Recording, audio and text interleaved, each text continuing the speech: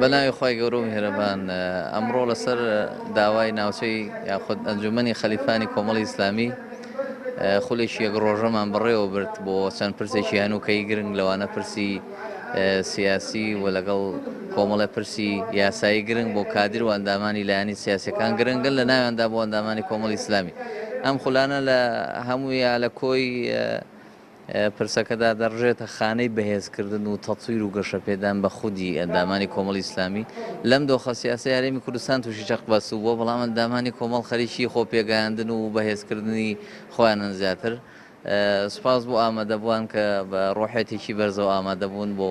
ئێوەش کەوێنتان گرت. ئێمە وەکو بەشی پەروەردە و بانگەوازی ئەنجومەنی خەلیفانی کۆمەڵی ئیسلامی هەستان بەکردنەوەی خولێک بۆ ئەندامان و کادیرانی کۆمەڵی ئیسلامی لە دەڤەرەکە کەوا خولەکە پێک هاتبوو